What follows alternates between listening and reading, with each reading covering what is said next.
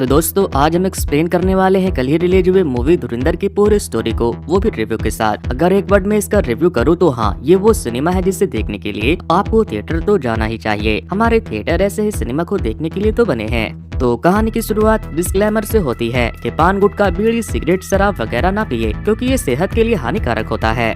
लेकिन इसके बाद हम अजय सैन्याल साहब को सिगरेट पीते हुए देखते हैं। बीड़ी लो बीड़ी। हाँ? बीड़ी जो हमारे Indian intelligence chief Ajit Doval साहब से इंस्पायर्ड है और उनका ये रोल प्ले कर रहे हैं हमारे आर माधवन यानी के 3 इडियट के राजू भैया। 30 दिसंबर 1999 अजय सैन्याल साहब बहुत परेशान है क्योंकि कुछ टेररिस्ट ने एक प्लेन को हाईजैक कर लिया है और उनकी डिमांड है कि वो इंडिया जेल में बंद 3 आतंकवादियों को छोड़ दे और 100 करोड़ रुपए उनके दुबई के अकाउंट में ट्रांसफर कर दे। इसके लिए वो मिनिस्टर साहब के साथ उन टेररिस्ट से नेगोशिएट करने के लिए प्लेन में जाते हैं और सैकड़ों इंडियन की जान बचाने के लिए उनके डील को मान जाते हैं। हालांकि सैन्याल साहब को लगता था कि अगर गवर्नमेंट उसके प्लान के हिसाब से काम करे तो वो सारे पब्लिक को भी रिसीव कर लेंगे और उन्हें किसी टेररिस्ट को छोड़ना भी नहीं पड़ेगा। लेकिन ऊपर से दबाव इतना था कि उन्हें अपने लोगों की जान बचाने के लिए झुकना ही पड़ता है। इसके बाद सैन्याल साहब मिनिस्टर साहब से कहते हैं कि अब हमें किसी भी हाल में पाकिस्तान के टेररिस्ट के घर में घुसना होगा ताकि हम उनसे एक कदम आगे सोचे। लेकिन मिनिस्टर उसके बातों को बेवकूफी वाला बताकर ऐसा करने से मना कर देते हैं। अब अगले सीन में हमें 2001 का सीन दिखाया जाता है जहाँ एक गाड़ी सारे बैरिकेड को तोड़ते हुए इंडियन पार्लियामेंट के अंदर घुस जाती है। पुलिस जब उसे रोकने के लिए आगे बढ़ती है तो उस कार में से 2-3 लोग निकलकर गोलियां चला देते हैं। ये वही आतंकवादी थे जिन्होंने कहानी के स्टार्टिंग में अपने सरदार को छुड़वाने के लिए प्लेन हाईजैक किया था। फिर जब वो आतंकवादी चारों तरफ से घिर जाते हैं तो वो खुद को ही उड़ा लेते हैं। अब मिनिस्टर को ये रियलाइज होता है कि उन्हें सैन्याल साहब की बात मान लेनी चाहिए और उन्हें एक ऐसे आदमी को पाकिस्तान के ISI में भेजना चाहिए जो किसी भी आतंकी हमले से पहले इंडिया को इन्फॉर्म कर दे। इस प्रोजेक्ट का नाम होता है धुरंधर। अब अगले सीन में हमें अफगानिस्तान का सीन दिखाया जाता है जहां हम रणवीर सिंह को देखते हैं जो अफगानिस्तान से उड़कर बलूचिस्तान आता है और फिर वहां से होते हुए पाकिस्तान के लियारी शहर में आ जाता है। उसका नाम हमजा था। फिर वो लियारी में एक जूस की दुकान पे जाता है जहां एक चाचा चिल्ला रहे थे, डार्लिंग डार्लिंग दिल क्यों तोड़ा, पियो पिलाओ जूस सोडा। वो उस चाचा से कहता है कि मैं यहाँ हिंदू को उससे काम की तलाश में आया हूँ, लेकिन वो उसे वहाँ से भगा देते हैं। फिर रात हो जाती है, फिर भी हमजा वही जूस के दुकान के बाहर खड़ा रहता है। तभी कुछ लोग वहाँ आते हैं। वो हमजा को देखकर समझ जाते हैं कि वो बलोच है। उनमें से एक को हमजा बहुत पसंद आ जाता है, इसीलिए वो उसके साथ जबरदस्ती करने की कोशिश करता है। लेकिन हमजा एक एक की कुटाई शुरू कर देता है, जिसके बाद वो लोग एक साथ मिलकर उसके साथ जबरदस्ती करने की कोशिश करते हैं। लेकिन तभी वहाँ पुलिस आने लगती है तो वो लोग उसे छोड़कर भाग जाते हैं। अब अगली सुबह चाचा हमजा को बेहोश हालत में बाहर पाते हैं तो वो उसे उठाते हैं और खाने के लिए देते हैं। इसके बाद वो उससे उसका नाम पूछते हैं तो वो उन्हें अपना नाम हमजा अली मजारी बताता है। जिसके बाद चाचा उसे अपने दुकान पर काम करने के लिए रख लेते हैं। इसी तरह हमजा वहाँ काम करते करते 1 साल बिता देता है। इसी बीच हमजा को अपने मुल्क, अपने देश और सैन्याल साहब की बताई बातें याद आती है। उन्होंने बताया था कि हमारे पास में सबसे घातक हथियार है नजर और सब्र, दोनों की धार हमेशा तेज रखना है और उसका मकसद न सिर्फ पाकिस्तान में घुसना बल्कि पूरे देश पर राज करना है। फिर एक दिन चाचा उसे अपने साथ एक जगह चाय पिलाने के लिए ले जाते हैं। दरअसल वो हमजा के मकसद से वाकिफ थे और वो खुद इंडियन इंटेलिजेंस से जुड़े हुए थे, लेकिन वो 1 साल तक चुप थे क्योंकि वो सही वक्त आने का इंतजार कर रहे थे। आज वो हमजा को बताते हैं कि लियारी में जितने भी गैंग है वो सब कौम के हिसाब से बटे हुए हैं। तुम बलोच हो तो तुम्हारे लिए रहमान बलोच उर्फ रहमान डकैत के गैंग में घुसना ही आसान होगा और बाबू डकैत और अरशद पप्पू के गैंग से बचकर रहना। वो लोग बलोचों से बहुत नफरत करते हैं। हमजा पूछता है रहमान डकैत, बाबू डकैत, ये इन दोनों के नाम में डकैत क्यों है? तो वो बताते हैं कि सभी का मानना है कि रहमान डकैत बाबू डकैत का नाजायज औलाद है और जिस दिन रहमान डकैत को ये बात पता चली थी उसने उसी दिन अपनी माँ को जान से मार दिया। अब अगले दिन बाबू डकैत अपने गैंग के साथ असलम चाचा के दुकान पर आता है और कहता है, क्यों बे, तू हमारे इलाके का होने के बावजूद भी आजकल रहीम डकैत के सलवार में घुसा रहता है? तो वो कहता है कि साहब, रहमान साहब ने अपने बेटे के पार्टी में मुझे स्टॉल लगाने के लिए कहा था। बाबू डकैत के गैंग में वो आदमी भी था जिसने उस दिन हमजा के साथ जबरदस्ती करने की कोशिश की थी। फिर बाद में वो चाचा बताते हैं कि बाबू डकैत ने रहमान से लड़ने के लिए अरशद पप्पू से हाथ मिला लिया है। आज के तारीख में लियारी के 1/3 हिस्से पर अरशद पप्पू और बाबू डकैत का कब्जा है। इसके बाद वहाँ एक और इंडियन स्पाई आता है, रिजवान, जो आते ही अरशद पप्पू के गैंग में शामिल हो गया था। वो बताता है कि कल एक वलीमे में नईम के ऊपर बाबू डकैत के लोग हमला करने वाले हैं। अगर कल तुम उसे बचा लेते हो तो तुम्हें रहमान डकैत के गैंग में शामिल होने का अच्छा मौका मिल जाएगा। अब अगले सीन में हमें वलीमे का सीन दिखाया जाता है, जहाँ रहमान डकैत का बड़ा बेटा नईम अपने आदमियों के साथ आता है, लेकिन वहाँ रहमान डकैत का छोटा भाई फैजान भी आया हुआ था। फिर जब नईम शादी के फंक्शन से लौट रहा था तो 3 लोग वहाँ आते हैं और नईम के ऊपर हमला कर देते हैं। हमजा पहले नईम के छोटे भाई रिजवान को बचाता है और फिर वो बाबू डकैत के आदमियों पर हमला करता है तो वो लोग भाग जाते हैं, लेकिन नईम को गोली लग चुकी थी। उस हाल में देखकर हमजा ऐसे एम्बुलेंस के लिए चिल्लाता है कि वो जैसे उसका कोई अपना हो। चाचा कहते हैं कि मर गया वो, लेकिन वो कंटिन्यू उसे जिंदा करने की कोशिश करता रहता है। अब अगले सीन में हमें हॉस्पिटल का सीन दिखाया जाता है, जहाँ रहमान बलोच, जिसे रहमान डकैत भी कहते थे, वो अपने भाई उजैर बलोच और अपने आदमियों के साथ वहाँ आता है। अपने बेटे की लाश को देखकर उसे बहुत गुस्सा आता है। फिर रहमान का भाई उजैर हमजा से पूछता है कि वो लोग कितने लोग थे। हमजा बताता है 3। अब हमजा ने रहमान के छोटे बेटे की जान बचाई थी, इसीलिए उजैर उसे पैसे देने की बात करता है, लेकिन हमजा मना कर देता है। कहता है कि पाकिस्तान में आजादी के बाद बलोचों को कभी उनका हक नहीं मिला, लेकिन अब रहमान भाई आपने हमारे लिए बहुत कुछ किया है। जिसके बाद उजैर उसे गन देता है और उसे अपने साथ हो जाने के लिए कहता है। वो उसे ये भी बताता है कि अगर हमारे साथ नहीं हुए तो बाबू डकैत के आदमी तुम्हें मार देंगे। फिर बाद में जमील, जो रिश्ते में रहमान के ससुर भी थे और प्रेसिडेंट लियारी के एमएलए भी थे, वो भी उनसे मिलने के लिए आते हैं और नईम के डेथ पर दुख जताते हैं। लेकिन वहाँ से जाने से पहले वो उजैर को समझाते हैं कि अभी इलेक्शन का टाइम है, चुप बैठो, कोई बदला लेने मत निकल जाना, नहीं तो हम हार जाएंगे। फिर बाबू डकैत क्या, हम अरशद पप्पू को भी नंगा करके छोड़ेंगे। अब रहमान के बेटे के फ्यूनरल के बाद हम जब उनके साथ रहने लगा था, फिर उजैर उसे अपने साथ फैक्ट्री ले जाता है, जहाँ वो लोग फर्स्ट कॉपी गन बनाते थे और इलीगल कामों के लिए सप्लाई करते थे।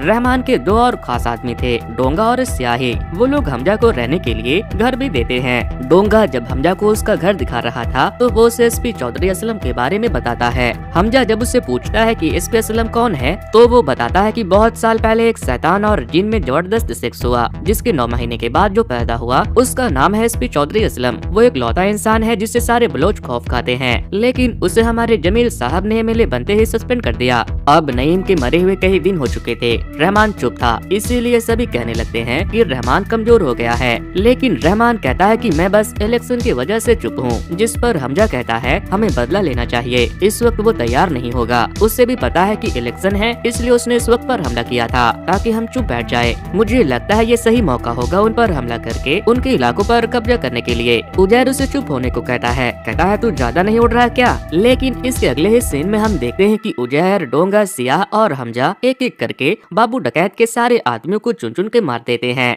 हमजा उसे भी मार देता है जो उसके साथ जबरदस्ती करना चाहता था। फिर वो बाबू डकैत को लेकर रहमान के पास पहुंचता है। रहमान जब उसे मारने लगता है तो वो कहता है बेटा मैं तेरा असली बाप हूँ, मुझे छोड़ दे, लेकिन रहमान उसे बेरहमी से मार देता है। अब हमें 2007 का सीन दिखाया जाता है। एक बार फिर जमील लियारी का एमएलए बन गया था। एमएलए जमील बना था, लेकिन लोग रहमान के नाम के नारे लगा रहे थे क्योंकि वो बलोचों के लिए मसीहा था। यहीं पर हमजा की नजर पड़ती है जमील की बेटी यलीना पर। पहले ही नजर में वो दोनों ऐसे एक दूसरे को चोरी चोरी देखने लगते हैं कि शर्म मुझे आ रही थी। खैर यहाँ पे हमें ये समझ जाता है कि जमील की जो बेटी है उसे घर में बहुत कैद करके रखा जाता है, जिस वजह से वो थोड़ा भी खुश नहीं है। जमील अपनी बेटी यलीना के हर वक्त फोन इस्तेमाल करने से परेशान होकर उसका फोन भी छीन कर फेंक देता है, जिसके बाद हमजा उसे उठा लेता है। इस जश्न के मौके पर खनानी ब्रदर्स भी आते हैं, जो कि एक बिजनेसमैन थे, कि ये सब आपकी वजह से है, लेकिन आपके लिए नहीं, आप खुद इलेक्शन क्यों नहीं लड़ते। जिसके बाद रहमान जाकर जमील से कहता है कि मैं सोच रहा हूँ कि आपके ही पार्टी के तरफ से किसी दूसरी जगह से इलेक्शन में खड़ा हो जाऊँ, लेकिन वो उसे इग्नोर करके चला जाता है।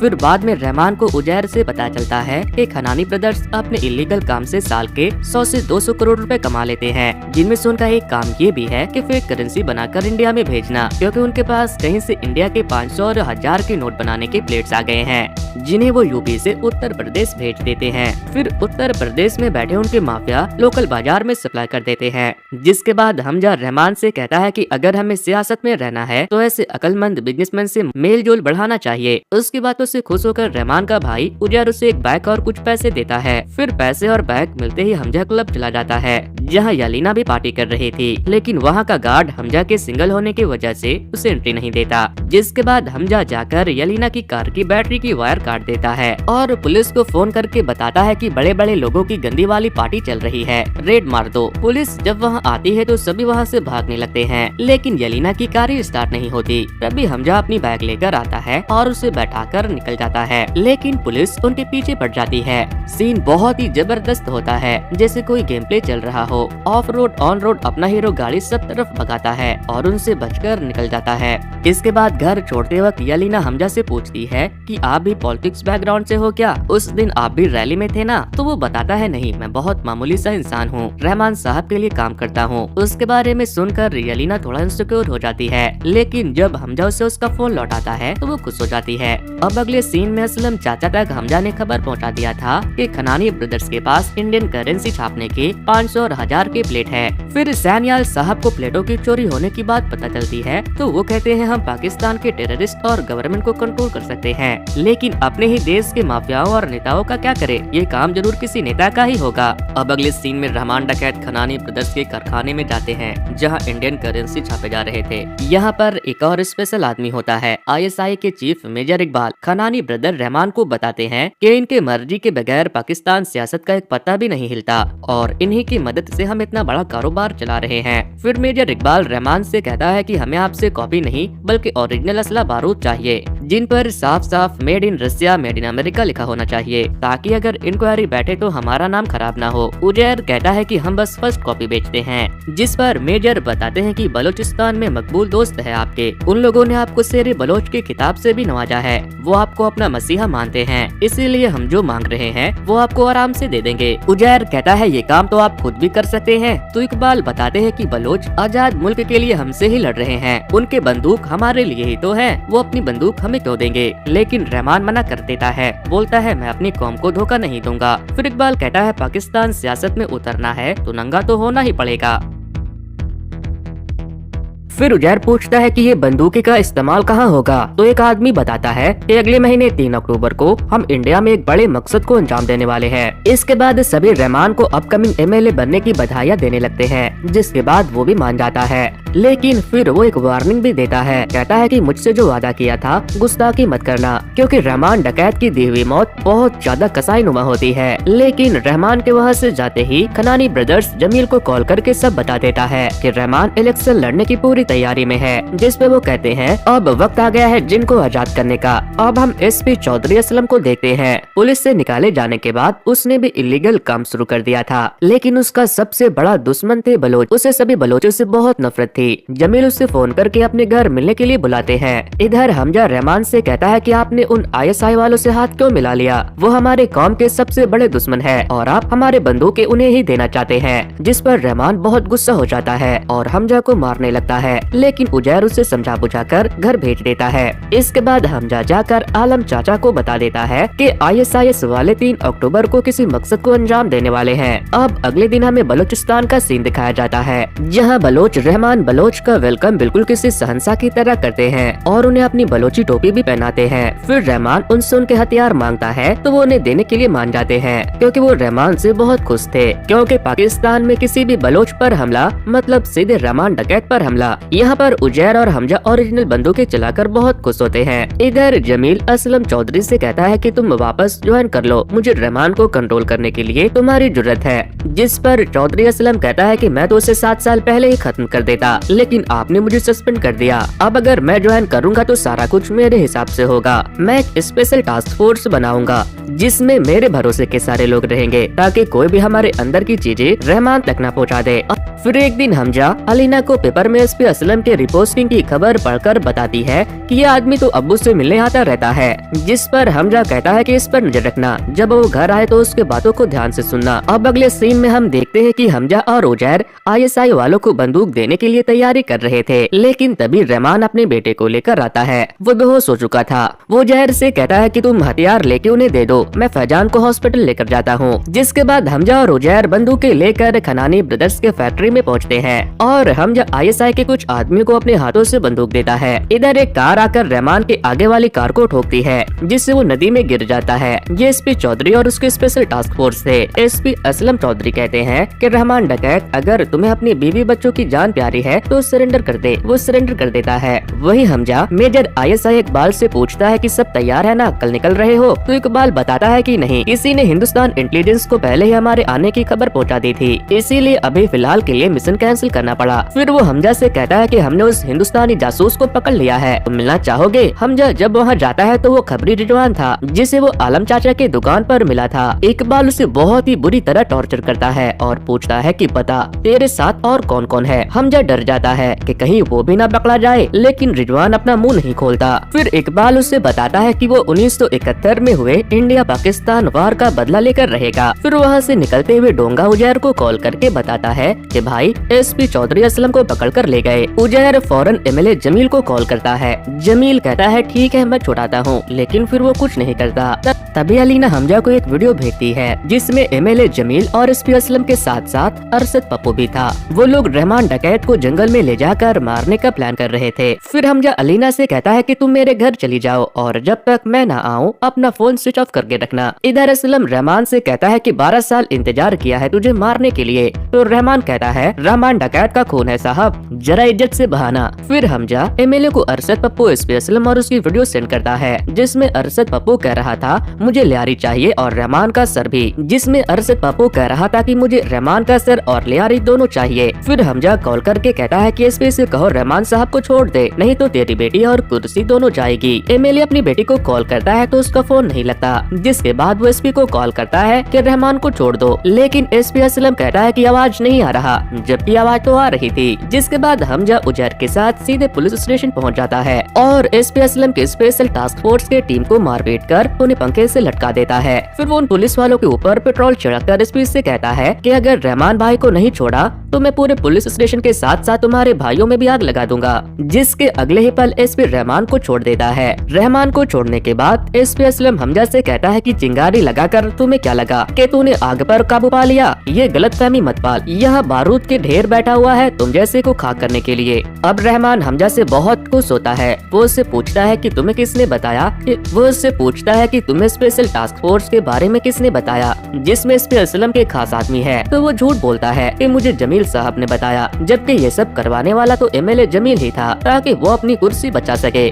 फिर उजैर रहमान को बताता है कि ये जमील की बेटी अलीना से प्यार करता है और उसी के साथ रहता है। इसके बाद हमजा जब अलीना से अपने घर जाने को कहता है तो वो कहती है मैं यहाँ जाने के लिए नहीं आई। अब अगले सीन में इकबाल रहमान को मिलने के लिए बुलाता है। वहाँ जाने पर इकबाल उन्हें न्यूज दिखाता है जिसमें इंडिया के ताज होटल में अटैक हो गया था। इकबाल कंटिन्यू उन आतंकवादियों से फोन पर बात भी कर रहा था और न्यूज देख देख कर उन्हें ये भी बता रहा था कि पुलिस उन्हें रोकने के लिए कहाँ से आ रही है। लेकिन ये सब देखकर हमजा के पैरों के तले जमीन खिसक गई थी, क्योंकि उसे याद आता है कि टीवी पर जिस टेररिस्ट को दिखाया जा रहा है उसके हाथों में बंदूक हमजा नहीं दी थी। उसे अपने ही हाथ खून से संधे हुए लगने लगते हैं। दिल में उसके आग जल रही थी। वो सोच रहा था कि उसने ये क्या कर दिया। वो बदला लेना चाहता था, लेकिन उसका सब्र एक बड़ा मकसद को अंजाम दे सकता था। यहाँ पर हमें 26/11 के हुए उन टेररिस्ट अटैक और उनके लीडर के बीच के असली कॉलिंग रिकॉर्डिंग को भी सुनाई जाती है। अब अगले सीन में हम देखते हैं कि हमजा पहली बार ड्रिंक करता है और असलम चाचा से पूछता है कि जब हमने उन्हें इत्तला किया था तो फिर ये इतना बड़ा हमला हुआ कैसे। हमजा रो रो कर असलम चाचा को बताता है कि मैंने अजमल कसाब को अपने हाथों से बंदूक दिया था। फिर चाचा कहते हैं बेटा इंतजार कर, ये खेल हम जीतने के लिए नहीं कर रहे हैं, इस खेल में हमारा सबसे ज्यादा जरूरी है जिंदा रहना। अब अगले दिन हमजा जब घर जाता है तो अलीना उस पर बहुत गुस्सा करती है, क्योंकि उसने शराब पिया था और पूरी रात बाहर था। वो उससे थप्पड़ भी मारती है, जिस पर हमजा उससे कहता है कि मैं पूरे कराची का बादशाह बनना चाहता हूँ, अगर मेरे साथ चल सकती हो तो चुप रहो, नहीं तो दरवाजा खोला है जा सकती हो। जिस पर अलीना जाकर दरवाजा बंद कर देती है और उसे प्यार से समझाती है कि आज के बाद मुझे जाने के लिए मत बोलना। अब अगले सीन में प्रेसिडेंट ऑफ पाकिस्तान अपने रैली में ये अनाउंस करते हैं कि इस बार हमारे पार्टी के तरफ से लायरी के लिए इलेक्शन रहमान बलोच लड़ेगा। ये सब मेजर इकबाल ISI के वजह से मुमकिन हुआ था, लेकिन उनके इस फैसले से जमील थोड़ा भी खुश नहीं थे। उसके साथ साथ SP चौधरी आलम और अरशद पप्पू भी बिल्कुल खुश नहीं थे। अलीना को जब ये बात पता चलती है तो वो कहती है कि पापा ने बहुत घपले किए हैं, सजा तो मिलेगी ही। जिस पर हमजा उससे कहता है कि कल अपने अब्बू को चाय पर बुलाओ। अब अगले दिन जमील वहाँ आते हैं तो हमजा कहता है अगर इस सलीके से बाप का फर्ज अदा किया होता तो बेटी मेरे घर नहीं होती। वो कहते हैं तेरी अम्मी तेरी चिच्ची धो रही थी ना,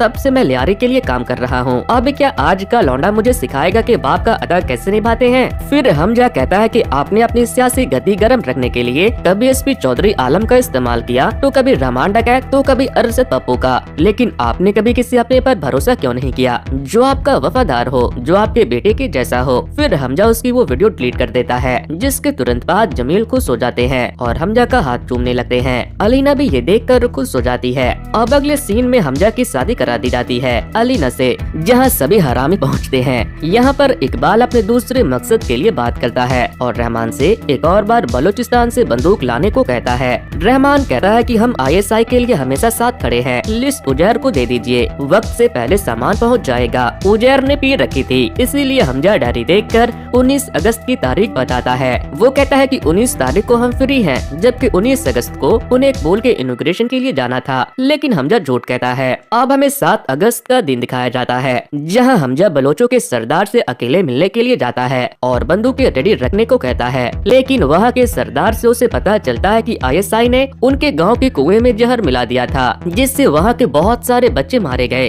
अब हमें 9 अगस्त का सीन दिखाया जाता है। आज रहमान डैम ओपनिंग के लिए चले जाता है, तभी उजैर को बलोचों के सरदार का फोन आता है कि बंदूकें लेने के लिए आ जाओ। उजैर हमजा से पूछता है तो वो कहता है वलीमे वाले दिन रहमान साहब ने आज की ही तारीख तय की थी, मैं जाकर लेकर आता हूँ। जिस पर उजैर कहता है कि नहीं तू रहने दे, मैं लेकर आता हूँ। इसके बाद फिर जब हमजा रहमान को डैम इनॉग्रेशन के काम के बाद उन्हें लेकर घर लौट रहा था तो सियाही बैग से उनके आगे जा रहा था और हमजा कार में रहमान और 2 लोगों से पीछे पीछे, लेकिन सभी कार में सो जाते हैं और जैसे ही हमजा ये देखता है वो कार जंगल की तरफ मोड़ देता है। दरअसल हमजा ने SP असलम और जमील के साथ मिलकर रहमान डकैत को खत्म करने का पूरा प्लान बना लिया था, ताकि वो लियारी के गद्दी पर बैठ जाए और जमील को कराची के गद्दी पर बैठा दे। बीच रास्ते में रहमान की नींद खुल जाती है तो वो हमजा से पूछता है कि ये तुम हमें कहाँ ले जा रहे हो। वो बताता है कि आगे पुल बन रहा है, रास्ता खराब होगा, ये शॉर्टकट है। फिर वो पूछता है कि उजैर की गाड़ी कहाँ है, तो वो बताता है कि वो सरदार से गन लेने के लिए गया है। वलीमे वाले दिन आपने ही तो आज की तारीख तय की थी, लेकिन तभी रहमान को याद आता है कि उस दिन का तारीख रहमान ने नहीं बल्कि खुद हमजा ने डायरी देख कर रखा था।